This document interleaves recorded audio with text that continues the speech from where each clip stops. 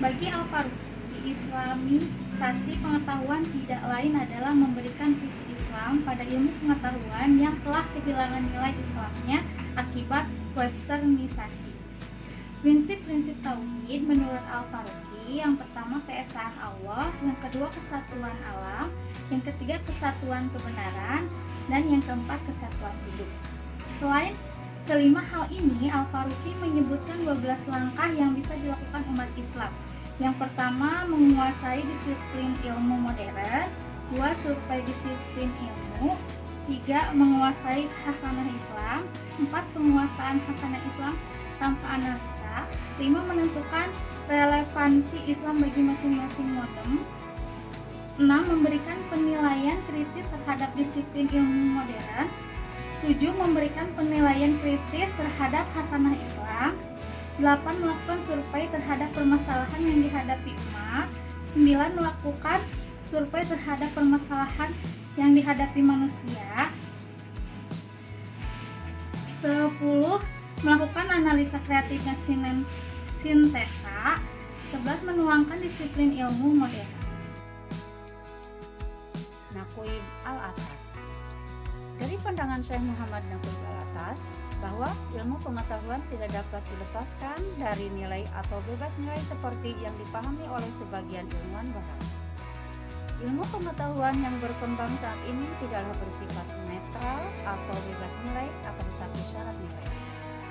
Berangkat dari pemahaman tersebut, maka dapat disimpulkan bahwa ilmu pengetahuan yang berkembang selama ini telah terkontaminasi dengan budaya barat dan skeluralis.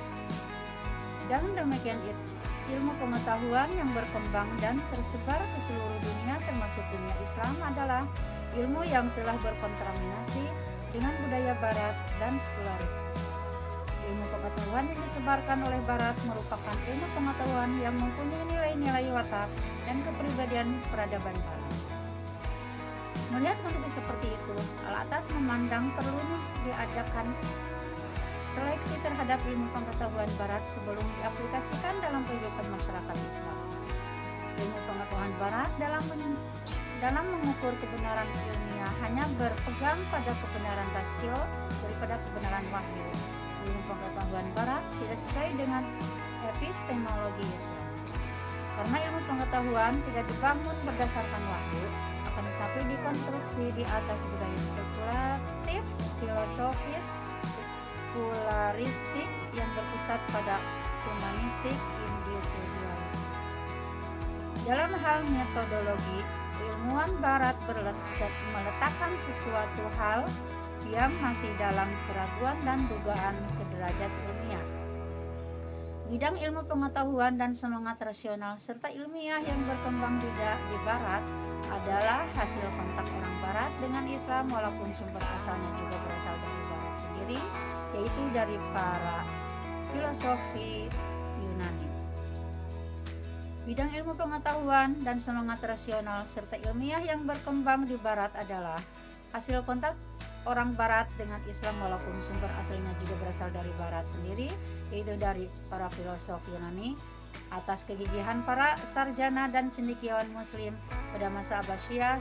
Warisan Yunani tersebut diterjemahkan ke dalam bahasa Arab yang kemudian dipelajari dan dikembangkan oleh cendekiawan muslim tersebut. Pada saat itulah muncul beberapa ilmuwan muslim yang mampu mengembangkan ilmu pengetahuan sehingga dapat mengantarkan peradaban Islam sebagai pusat peradaban dunia. Islam mengalami kemunduran dalam kajian ilmuwan yang kemudian diambil alih oleh barat, dan berkembanglah ilmu pengetahuan dan teknologi di barat. Sudah barang tentu, bangunan pengetahuan dan semangat rasional yang dikembangkan oleh barat adalah bangunan ilmu pengetahuan barat yang dikularistik dan diindividualistik, sehingga memunculkan dualisme menurut pandangan hidup dan nilai kebudayaan serta peradaban barat. Menurut Al-Atas, dualisme tidak mungkin dapat disatukan karena dilahirkan dari ide-ide, nilai-nilai, kebudayaan, keyakinan, filsafat, agama, doktrin, dan teologi yang saling bertentangan. Ilmu pengetahuan barat tidak diformulasikan di atas kebenaran dan realitas wahyu dan keyakinan, tetapi dibangun berdasarkan tradisi budaya barat yang ditopang oleh kebenaran filosofis yang bersumber pada spekulasi dan perenungan-perenungan, terlebih lagi yang berkaitan dengan kehidupan duniawi yang berpusat pada manusia sebagai makhluk fisik dan sekaligus sebagai makhluk rasional. Menurut Al-Atas, lahirnya keilmuan dalam Islam bersumber pada tradisi intelektual yang tidak bisa lepas dari pandangan hidup Islam yang bersumber dari Al-Quran dan hadis. Ilmu memandang realitas. Islam memandang realitas dan kebenaran tersebut berdasarkan kajian metafisis terhadap dunia, baik dunia empiris atau substansi. Pandangan hidup Islam tidak berlandaskan kepada metode dikotomi seperti objektif dan subjektif, historis dan normatif, namun realitas dan kebenaran dimaknai dengan metode yang menyatukan tauhid. Dalam Islam, wahyu digunakan sebagai sumber pandangan hidup yang didukung oleh akal dan intuisi. Substansi agama seperti keimanan dan pengalamannya, ibadahnya, doktrinnya, serta sistem teologinya telah ada dalam wahyu dan dijelaskan oleh Nabi. Menurut Fajrul Rahman, pandangannya pendidikan Islam tidak hanya sebagai perlengkapan fisik, sama halnya buku maupun struktur luar dari pendidikan. Selain itu, pendidikan Islam berfungsi dalam intelektualisme Islam. Sistem pendidikan Islam yang berhasil atau gagal dapat dinilai dari presentasi tumbuh kembangnya pendidikan Islam yang sejati dan mencukupi.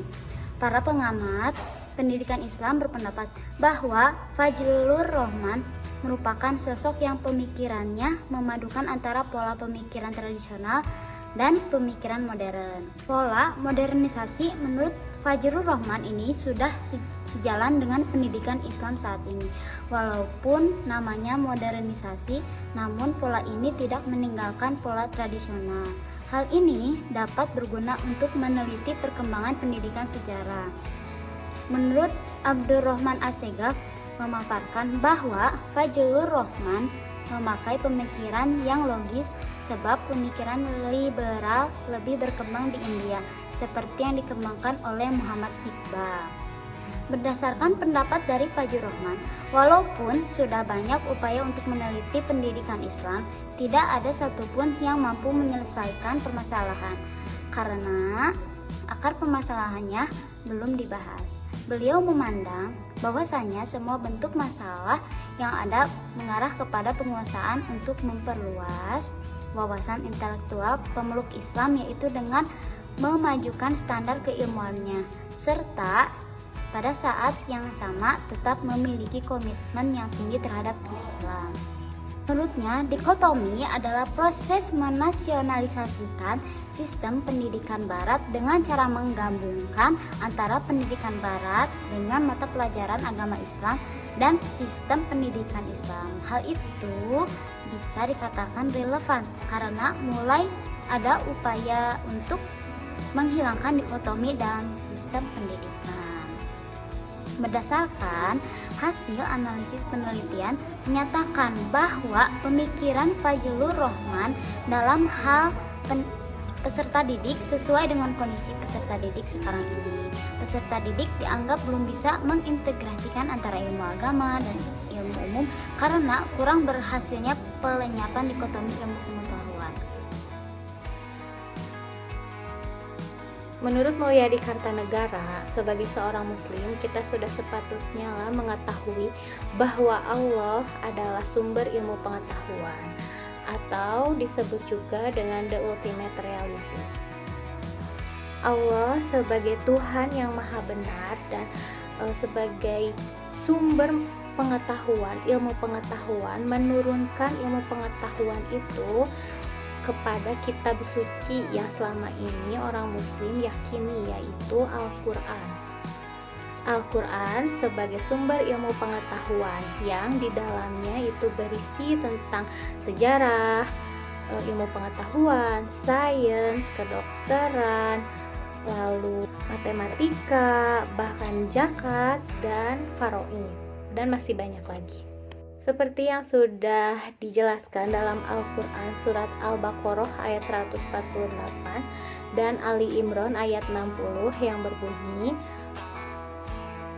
kebenaran dari Tuhanmu, maka janganlah kamu sekali-kali ragu.